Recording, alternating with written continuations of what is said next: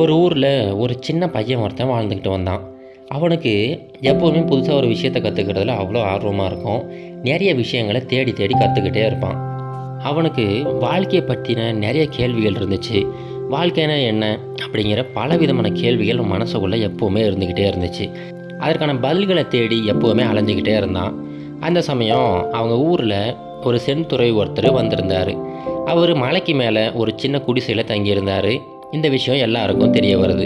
இப்போ மக்கள் எல்லாரும் என்ன சொல்கிறாங்கன்னா, அந்த செந்துறவி ரொம்ப புத்திசாலி, அவர் நிறைய ஞானம் கொண்டவர், இந்த உலகத்தில் இருக்கிற எந்த கேள்வியாக இருந்தாலும் சரி அவர் அதுக்கான பதிலை சொல்லுவார், நமக்கு எவ்வளோ குழப்பமாக இருந்தால் கூட நம்மளை வந்து தெளிய வச்சு அனுப்பி விடுவார் அப்படின்னு சொல்லிட்டு அந்த செந்துறவியை பற்றி எல்லாரும் பெருமையாக பேசிக்கிட்டு இருக்காங்க. இதை கேட்ட உடனே இந்த பையனுக்கு அவர்கிட்ட எப்படியாவது போய் சந்திக்கணும், அவர் கற்றுக்கிட்ட விஷயங்கள் எல்லாத்தையும் இவனும் கற்றுக்கணும் அப்படின்னு சொல்லிட்டு முடிவு பண்ணுறான். உடனே போகிறதுக்கான வழியெல்லாம் கேட்டுக்கிட்டு அந்த வழியில் அப்படி பயணிக்க ஆரம்பிக்கிறான். அந்த மலைக்கு மேலே ரொம்ப சின்ன ஒரு குடிசையில் தான் அவர் வாழ்ந்துக்கிட்டு இருக்கிறாரு. அந்த மலைக்கு மேலே போகிறதுக்கு அவ்வளோ வழிப்பாதை கிடையாது, கொடி வழி தான். அப்படியே பொறுமையாக ஒரு வழியாக கேட்டுக்கிட்டு அப்படி போய்கிட்டே இருக்கிறான். கஷ்டப்பட்டு கல் முள்ளெல்லாம் தாண்டி ஒரு வழியாக மலையோட உச்சியை வந்து அடைஞ்சிட்டான். அங்கே போய் பார்த்தா அங்கே ஒரு சின்ன குடிசை இருக்குது. அந்த சின்ன குடிசையில் ஒரு வயதான மனிதர் ஒருத்தர் வாழ்ந்துக்கிட்டு வர்றாரு. அவரை பார்த்த உடனே இவர் தான் செந்துறவி போல அப்படின்னு சொல்லிட்டு முடிவு பண்ணிட்டான். அவர்கிட்ட போயிட்டு கொஞ்சம் நேரம் பேசிக்கிட்டு இருக்கிறான். அந்த மனிதரும் இந்த பையன்கிட்ட நல்லபடியாக பேசிக்கிட்டு இருக்கிறாரு. அப்படி பேசிக்கிட்டு இருக்கும்போது இந்த பையன் என்ன கேட்குறான்னா, குருவே, எனக்கு இந்த ஜென்னுன்னா என்ன, இதை பற்றி நான் முழுசான ஒரு விளக்கம் வேணும். இந்த ஜென்னை பற்றி முழுமையாக நான் கற்றுக்க ஆசைப்பட்றேன், நீங்கள் தான் எனக்கு உதவி செய்யணும். இப்போ நான் வந்து இதை கற்றுக்கணும் அப்படின்னா எவ்வளோ நாள் ஆகும் அப்படின்னு சொல்லிட்டு கேட்குறான். உடனே இந்த துறவி சொல்கிறாரு, இங்கே பாருப்பா, ஜென்னை வந்து முழுமையாக கற்றுக்கிறது அவ்வளோ ஈஸி கிடையாது. நீ இதே அளவு ஈடுபாட்டோட கற்றுக்கிட்டீங்கன்னா இன்னும் 10 வருஷத்தில் முழுசாக கற்றுக்கலாம் அப்படின்னு சொல்லிட்டு சொல்கிறாரு. இதை கேட்ட உடனே எனக்கு ரொம்ப ஷாக் ஆகிடுச்சு. எனது இது 10 வருஷம் ஆகுமாமே. சரிங்க ஐயா, நான் வந்து தினம் ரொம்ப கடினமாக உழைச்சிக்கிட்டு இருக்கிறேன், என்னுடைய உழைப்பை 2 மடங்கு அதிகப்படுத்துகிறேன், அப்போ எவ்வளோ நாள் ஆகும் அப்படின்னு சொல்லிட்டு கேட்குறான். அதுக்கு அந்த துறவி சொல்கிறாரு, பாருப்பா, நீ வந்து உன்னுடைய உழைப்பை 2 மடங்கு அதிகப்படுத்தினா அது நல்ல விஷயந்தான். கண்டிப்பாக நீ வந்து ஒரு 20 வருஷத்துக்குள்ளார இந்த ஜென்னுனா என்ன அப்படிங்கிறத முழுமையாக கற்றுக்குவ அப்படின்னு சொல்லிட்டு சொல்கிறாரு. இதை கேட்ட அந்த பையனுக்கு ரொம்ப ஷாக் ஆகிடுச்சு. இது என்னது இது, நான் வந்து என்னுடைய எஃபோர்ட்ஸை 2 மடங்கு அதிகப்படுத்துகிறேன்னு சொல்கிறேன், ஆனால் டைமுமே 2 மடங்கு அதிகமாகுதுன்னு சொல்கிறாரு, இது எப்படி சாத்தியம் அப்படின்னு சொல்லிட்டு யோசிக்கிறான். அப்படி மறுபடியும் கேட்குறான், சரிங்க ஐயா, நான் இன்னையிலிருந்து ஒரே ஒரு நிமிஷத்தை கூட வேஸ்ட் பண்ணாமல் இரவு பகலாக நான் பாடுபட போகிறேன்.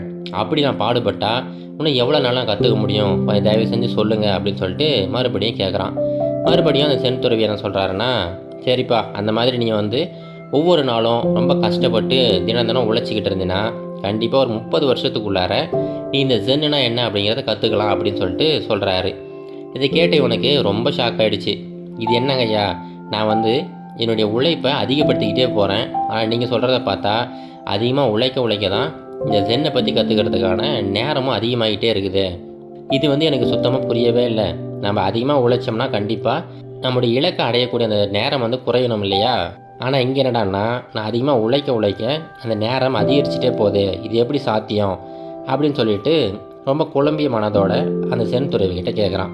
இப்போ அந்த செந்துறவி சொல்கிறாரு, இங்கே பாருப்பா, நீ கேட்குற கேள்வியெல்லாம் சரிதான், ஆனால் என்ன பிரச்சனை அப்படின்னா, நீ வந்து உன்னுடைய இலக்கு மேலே ஒரு கண்ணை வச்சிருக்கிற, நீ போகிற அந்த வழிபாதை மேலே இன்னொரு கண்ணை வச்சிருக்கிற. அப்படி ஒரு கண்ணை மட்டும் உன்னுடைய வழிபாதையில் வச்சு போய்கிட்டு இருந்தீங்கன்னா நீ அடையக்கூடிய இலக்கை நீ வந்து அவ்வளோ சீக்கிரம் அடைய முடியாது, எடுத்துக்கிற நேரம் பல மடங்கு அதிகரிச்சுட்டே போய்கிட்டு இருக்கோம். ஒரு உதாரணத்துக்கு என்னென்னா, ஒரு பெரிய மரம் இருக்குது, அந்த மரத்தோட உச்சியில் ஒரு சுவையான பழம் ஒன்று இருக்குது. அந்த பழத்தை எப்படியாவது பறிக்கணும் அப்படின்னு சொல்லிட்டு ஆசைப்பட்ற. இப்போது அந்த மரத்து மேலே அப்படியே கஷ்டப்பட்டு ஏறிக்கிட்டு இருக்கிற. இப்போ ஏறும்போது என்ன பண்ணுறன்னா, நீ எப்போவுமே அந்த பழத்து மேலே கவனத்தை வச்சுக்கிட்டு நீ மரத்து மேலே ஏறுற அந்த விஷயத்த மறந்துட்டு அப்படியே ஏறிக்கிட்டே இருந்தீங்கன்னா நீ கண்டிப்பாக அந்த பழத்தை அடையவே முடியாது. நீ ஏறும்போதே கை கால் தவறி கீழே விழுந்துருவ. அதனால தான் சொல்கிறேன், நீ உடைய இலக்கு மேலே அதிகப்படியாக கவனம் வச்சுருந்தீங்கன்னா நீ போகிற அந்த வழிபாதையை மறந்துடுவ. நீ போகிற வழியை வந்து சரியாக கவனிக்கலைன்னா கண்டிப்பாக நீ வந்து இலக்கை அடையவே முடியாது. அதனால் இதுக்கப்புறம் உன்னை ஞாபகம் வச்சுக்க, நீ என்ன அடையணும்னு நினைக்கிறியோ அந்த இலக்கு அங்கேயே தான் இருக்க போகுது.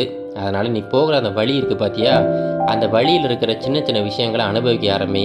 ஏன்னா பல நேரங்களில் நீ அடையக்கூடிய இலக்கை விட நீ போகிற அந்த வழிபாதை தான் ரொம்ப அருமையாக இருக்கும். அதை நீ சரியாக புரிஞ்சுக்கிட்டனா மட்டும்தான் நீ நினைக்கக்கூடிய அந்த இலக்கை அடைய முடியும் அப்படின்னு சொல்லிட்டு அந்த பையன்கிட்ட சொல்கிறாரு.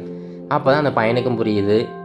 அந்த பையன் இவ்வளோ நாளாக ஒரு இலக்கை வச்சானா, அந்த இலக்கை எப்போவுமே யோசிச்சுக்கிட்டே உழைச்சிக்கிட்டு இருப்பான். இதனால் பல நேரங்களில் அவன் நினச்ச அந்த இலக்கை அடையாமலே போயிருக்கிறான். அதனால் இதுக்கப்புறம் அந்த மாதிரி தப்பு பண்ணக்கூடாது அப்படின்னு சொல்லிட்டு ஒரு முடிவு பண்ணிட்டான். அந்த இலக்கு எவ்வளோ பெருசாக இருந்தாலும் பரவாயில்ல, அந்த இலக்கை அடையக்கூடிய அந்த வழிமுறைகளை சரியானபடி பின்பற்றணும். அந்த இலக்கை அடையும் போது இடையில ஏகப்பட்ட இடையூறுகள்லாம் வரும், சின்ன சின்ன விஷயங்கள் ஏற்படும்.